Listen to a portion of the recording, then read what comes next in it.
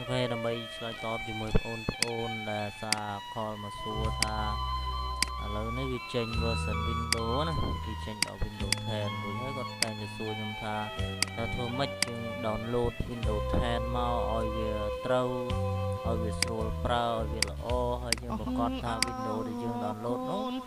ជា Windows ដែលអត់ត្រូវបានគេកែគេ edit គេហៅថា Windows edit ទេគឺជា Windows 10របស់ក្រុមហ៊ុន Microsoft អូខេអញ្ចឹងដើម្បីយើងបាន Windows 10យកមកប្រើយើងគ្រាន់ទៅកាន់ Google ទៅ Google មកតមកយើងវាយថា Windows 10ណា Windows 10 download ពេលដែលយើងវាយ Windows 10 download មកយើងឃើញ Microsoft ណា microsoft.com ជា website official របស់ Microsoft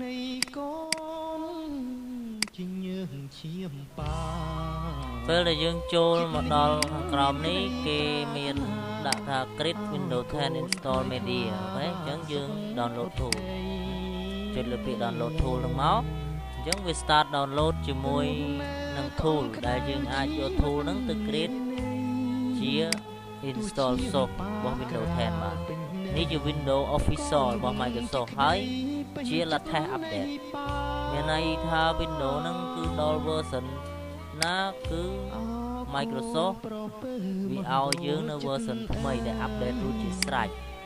ពេលដែលយើង install ទៅយើងអាចត្រូវការ update តិចតួចទាក់ទងជាមួយនឹង driver ឬក៏ firmware តិចតួចទៀតទេយើងអត់ចាំបាច់ហត់ update ច្រើនដោយកាលពីដែលយើង install Windows 10 version ចាស់នោះទេអូខេពេលដែលយើង download ចប់យើងបើកវាមកគឺវា load ផ្ទាំងអញ្ចឹងតមក accept មក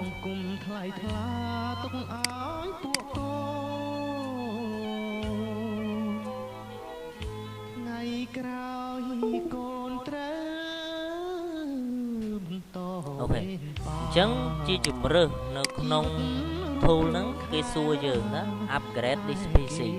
upgrade this PC មានន័យថាយើង install មានន័យថាយើង download ហើយដំឡើងនៅលើកុំព្យូទ័រហ្នឹងតែម្ដងអត់ត្រូវការមាន USB អត់ត្រូវការមានអីទេអញ្ចឹងគឺ download មកវាផ្ទុកជា temporary file ហើយបន្ទាប់មកវា install វាដំឡើងនៅលើកុំព្យូទ័រយើងហ្មងអត់ចាំបាច់ត្រូវការមាន USB មានអីមកទេបន្ទាប់មកមានជំរើសទី2គេដាក់ថា create install media ណាយើងបង្កើតជា install media មានន័យថា file សម្រាប់ដំឡើងវាមានដូចជា USB flash drive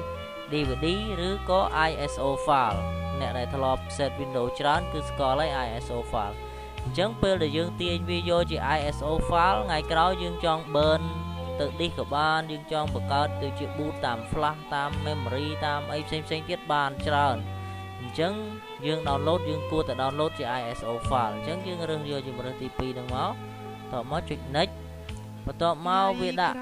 check មួយនៅខាងក្រោមនេះ you recommend option for this PC មានន័យថារើសយកជំរើសល្អបំផុតដែល Microsoft គេ recommend ឲ្យយើងមានន័យថាគេផ្ដល់អនុសាសន៍ឲ្យយើងថាគួរ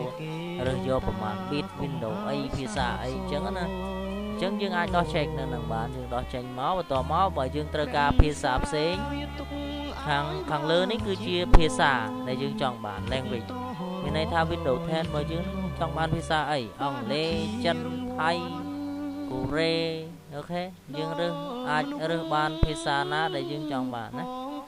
បន្ទាប់មក edition របស់ Windows បើសិនជា Windows ហ្នឹងយើងចង់បាន Windows 10យើងរើសយក Windows 10ទៅវាមាន 10 Home Single Language និង 10N ណា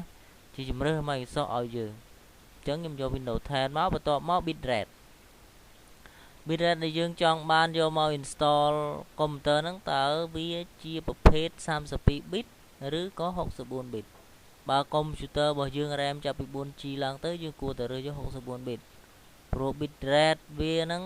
64 bit គឺវាដំណើរការលឿនជាង32 bit ក៏តែបើសិនជាកុំព្យូទ័រយើង RAM ត្រឹមតែ 2G អីទេជា generate មុនឬគេហៅថាជំនាន់ចាស់ណាអញ្ចឹងយើងគួរតែរើសយក 32 bit ទៅដើម្បីឲ្យវាដើរល្អជាមួយនឹងកុំព្យូទ័រយើងអូខេអញ្ចឹងបន្ទាប់ពីយើងរើស option ទាំង3ហ្នឹងរួចហើយយើងចុច next អញ្ចឹងចុច next វាមានជំរើសឲ្យយើងទៀត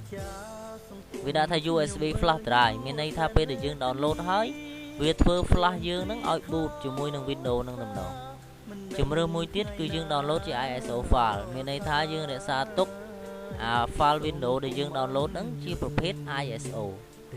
ញ្ចឹងឥឡូវនេះបើសិនជាយើងមាន flash យើងអាចដោត flash ចូលទៅបន្ទាប់មកយើងរើសយកជំរើសទី1នេះ USB flash drive មានន័យថាពេលដែល download ចប់គឺ media tool ហ្នឹងគឺវានឹងធ្វើឲ្យ flash របស់យើង boot ហើយវានឹងលុបទិន្នន័យក្នុង flash យើងចោលហើយធ្វើឲ្យ flash ហ្នឹងអាច install Windows បានណាតែជំរឿរបស់ខ្ញុំយើងគួរថា download ជា ISO file វាល្អជាងព្រោះថាថ្ងៃក្រោយពេលដែលយើង down ទៅយើងសល់ file ISO ហ្នឹងយើងអាចធ្វើ boot បានផ្សេងទៀតអូខេណាអញ្ចឹងខ្ញុំរើសយក ISO file បន្ទាប់មកចុច next បន្ទាប់មកវាបើក Explorer ឲ្យយើងមកអញ្ចឹងយើងដាក់ឈ្មោះនេះខាងក្រោមនេះគឺ ISO ជាភេទ file Thai ទេអញ្ចឹងខាងលើគឺសម្រាប់ឲ្យដាក់ឈ្មោះអញ្ចឹងដាក់ថា Windows 10 អូខេខ្ញុំដាក់ថា Windows 10 64 bit អូខេអញ្ចឹងថ្ងៃនេះគឺ 19 04 2017 អូខេហើយចុច save មកអញ្ចឹងពេលដែលយើងចុច save ហើយគឺវាចាប់ផ្ដើម progress នេះ 0% យើងរងចាំរហូតដល់ 100% យើងនឹងបាន file ISO មួយយកទៅប្រើ